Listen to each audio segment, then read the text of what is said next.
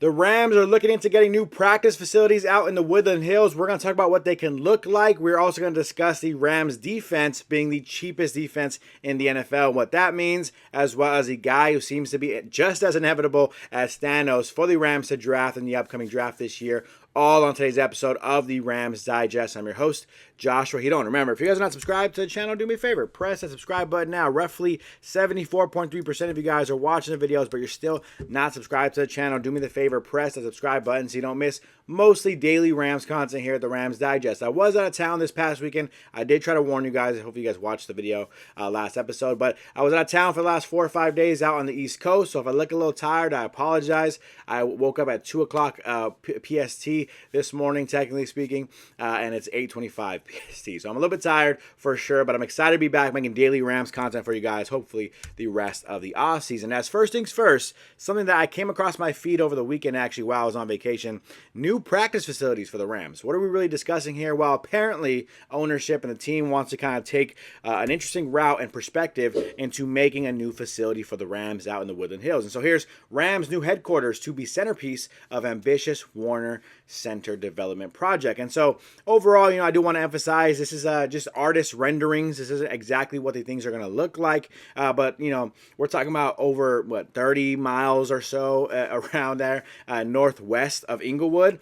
That's kind of where this facility would kind of lay. And if you guys have not seen just something I've been familiar with. I've heard about it so much over the years. They are such a big team and franchise. But the Dallas Cowboys, for example, they have a place, I think it's called the Star out in Dallas. And so it's kind of like that, right? You're building a practice facility. There's also, I think there's like shopping centers around, kind of like a place you can eat, I believe, around the area.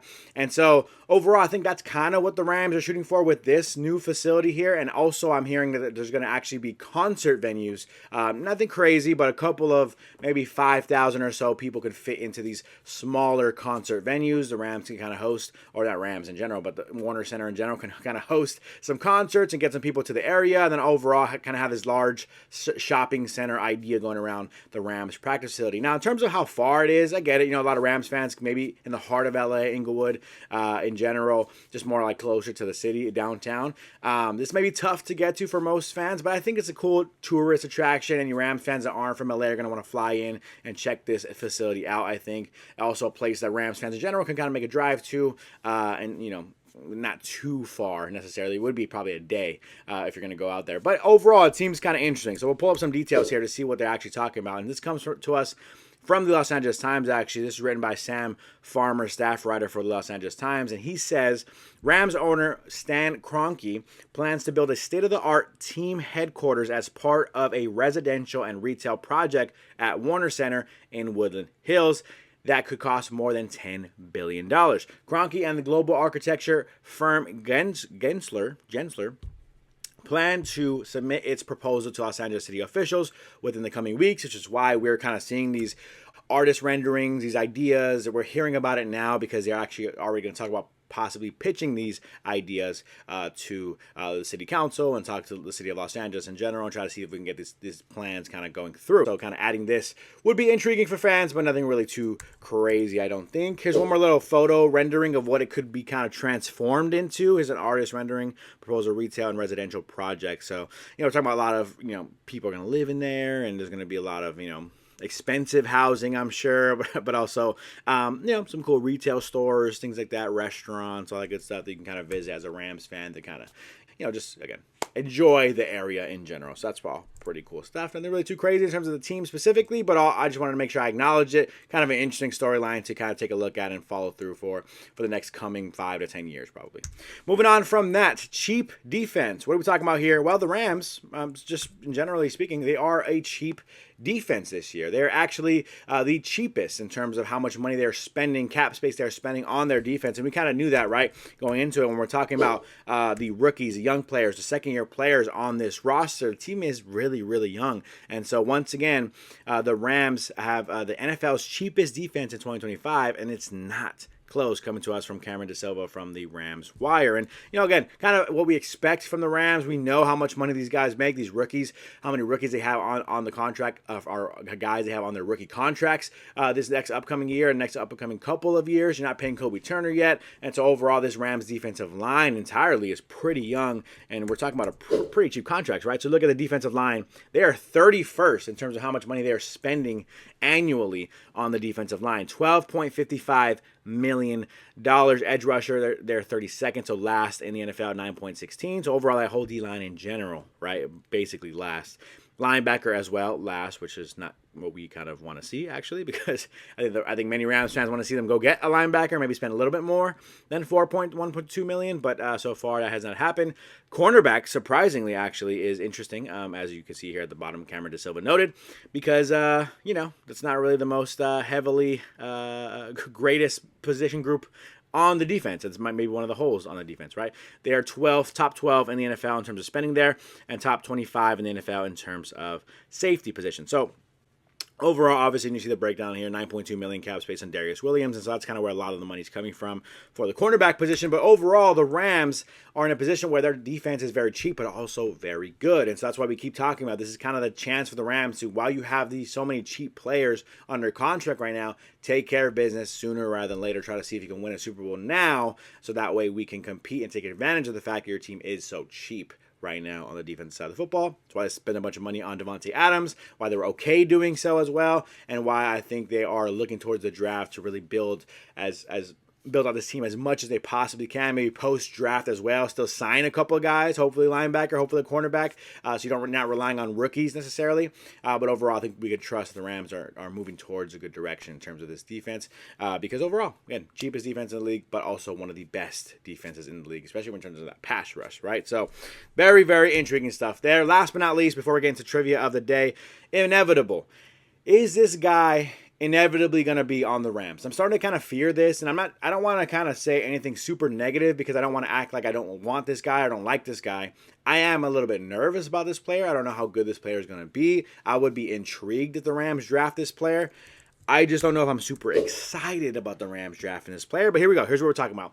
Sources. This comes from Adam Schefter of ESPN. He says, Ole Miss quarterback Jackson Dart visited today with the Cleveland Browns and will next fly to Las Vegas to visit the Raiders. Sources tell me and Phil Yates, which those two teams is very intriguing. They are very high in the draft this year. We don't expect Jackson Dart to go that high. He is the third best quarterback in the draft class, though, and sometimes teams will bite on a quarterback if they think he is the best of the rest of the group, right, in terms of the Jalen Milrose and the rest of those guys, right, the Will Howards of the world. Dart, though, has also spent considerable time during this interview process with the Giants, the Saints, and there you have it, the Los Angeles Rams. And so we've been seeing a lot of mock drafts, whether it's Mel Kiper mocking him, which, by the way, I think he did in his recent mock draft. Mel Kiper mocked Jackson Dart as well, going to the Rams at the 26th pick in the draft in the first round. I don't know if he traded up or what. I haven't really read in detail his mock draft, but I do know that was the pick he had for the Rams.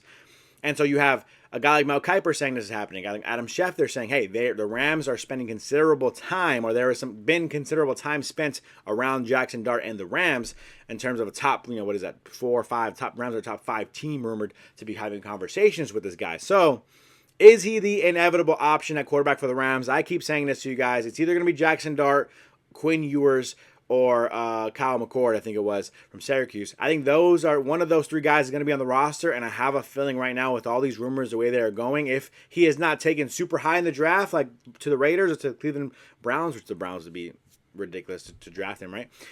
That high, at least, in the second pick in the draft. But if that doesn't happen, and he's there for the Rams at 26, I'm a little bit fearful, a little nervous. I shouldn't say fearful. I'm a little nervous with the Rams taking Jackson Dart.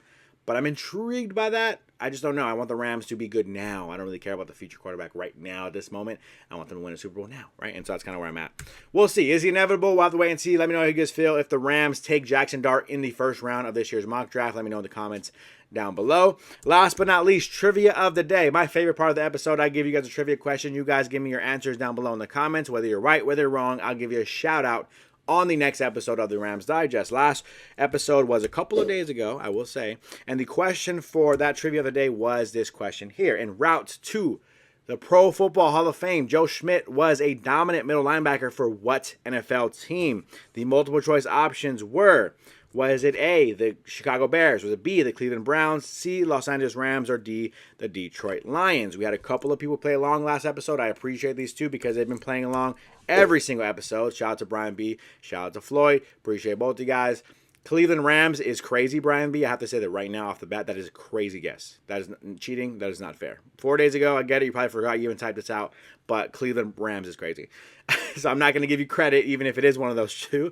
And then Floyd says Lions, question mark. Back to questioning himself, whether or not he is right or wrong. He has no idea. Well, Floyd, I appreciate the question marks. You were correct on this answer. It was the Detroit Lions. Joe Schmidt was a Hall of Fame linebacker for the Detroit Lions. So shout out to you guys for playing along. I appreciate it. Brian B, try to stick to one answer next time, but overall, I appreciate you guys for playing along. If you want a shout out like this on the next episode of the Rams Digest that I'm on, go ahead and guess the trivia of the day today. Play along with us right now as I'm going to give you the trivia of the day for today. What QB withstood a league record 76 sacks in his expansion team's first season? So there's a hint there.